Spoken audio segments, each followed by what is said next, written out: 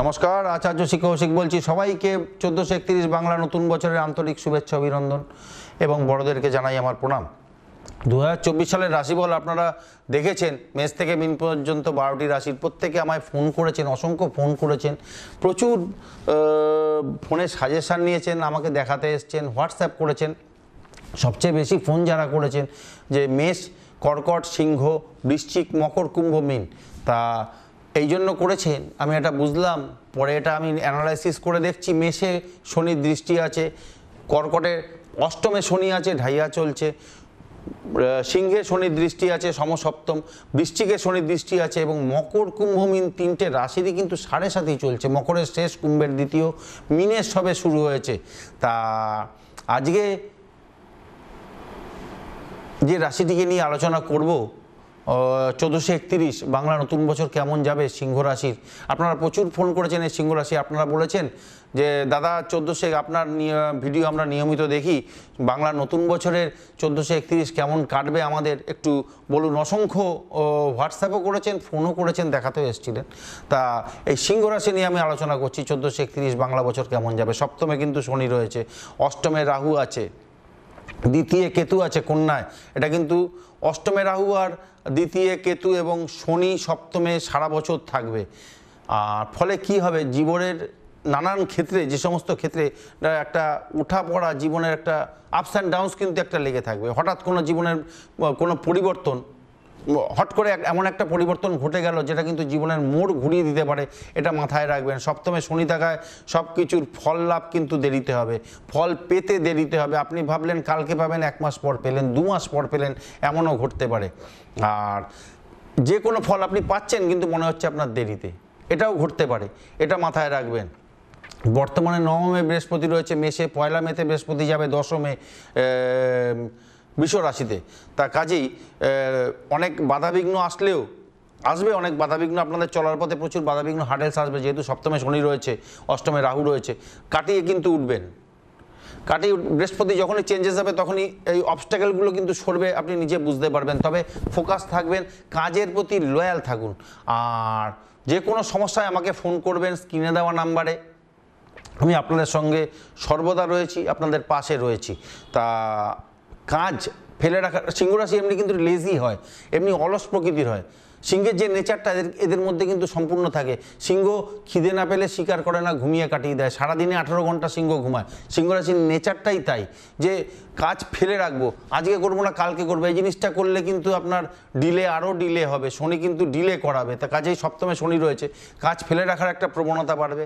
আজকের কাজ কালকে করব, এরকম একটা মানসিকতা কিন্তু কাজ করবে, এটা সিংহ রাশির মধ্যে আছে। আর অতিরিক্ত চিন্তা ভাবনা, কাজ করার আগে বেশি ভেবে ফেলছেন, বেশি চিন্তা করে ফেলছেন, এই জায়গাটাকে সরিয়ে ফেলুন। এতে করে কি হচ্ছে, কাজে কিন্তু বাধার সৃষ্টি হচ্ছে।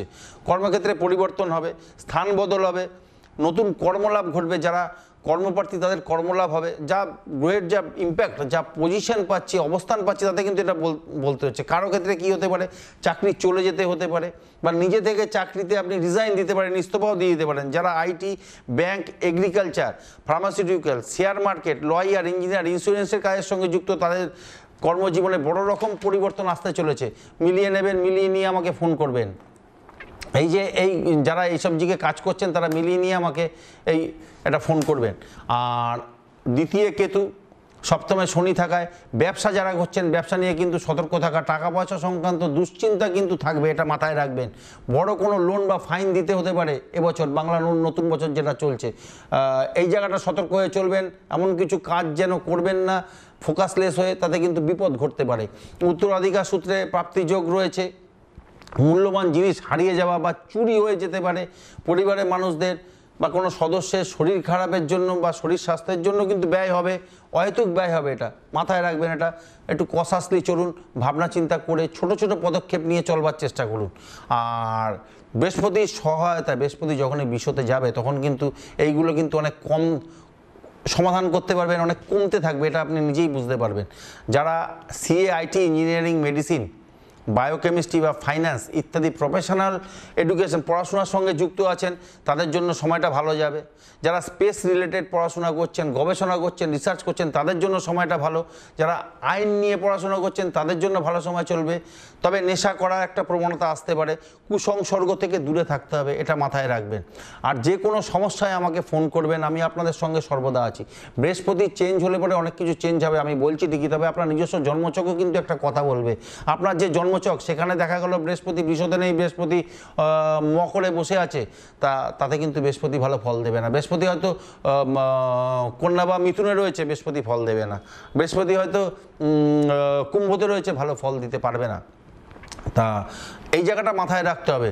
বৃহস্পতি যদি অগ্নি রাশিতে, আপনার জন্মছকে বৃহস্পতি যদি অগ্নি রাশিতে থাকে তাহলে আপনি যে কোনো মন্দিরে বৃহস্পতি গ্রহের পুজো দিন, দান করুন কিছু। বৃহস্পতি যদি আপনার জন্মছকে পৃথ্বী রাশিতে থাকে 400 গ্রাম করে ছোলার ডাল প্রতিদিন মন্দিরে দান করুন।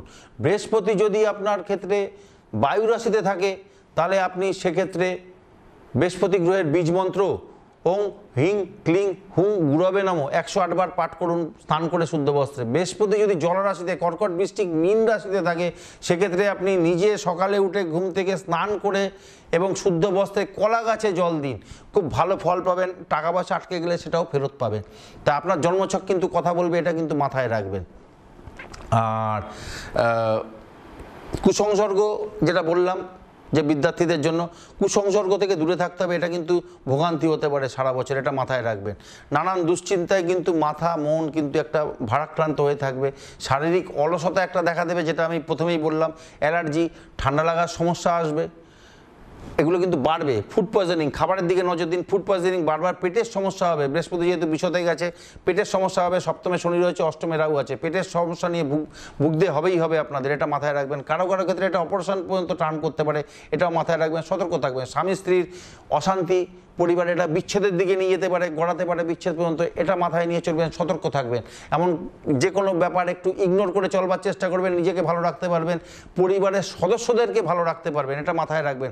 আর শ্বশুরবাড়ি থেকে প্রাপ্তিযোগ আছে, তবে শ্বশুরবাড়ির সঙ্গে অশান্তি ঝগড়া এর সম্ভাবনাও কিন্তু রয়েছে, এটা মাথায় রাখবেন। আর পরিবার থেকে কিন্তু দূরে থাকতে হবে। এই বাংলা নতুন বছরটা 1431 পরিবার থেকে দূরে থাকতে হবে, কাজের সূত্রে হোক বা অন্য কোনো কারণে হোক। আর এই গেল সিংহ রাশির। রবি সোম মঙ্গলবার শুভ, লাল কমলা হলুদ ঘিয়ে সোনালী রং শুভ। হনুমান চল্লিশা আপনারা নিয়মিত পাঠ করুন, প্রতি মঙ্গল এবং শনিবার পাঠ করবেনই। এবং এই বছর বিশেষ করে 400 গ্রাম ছোলার ডাল প্রতি বৃহস্পতিবার যে কোনো মন্দিরে দান করুন। তা ধন্যবাদ, নমস্কার, ভালো থাকবেন, সুস্থ থাকবেন।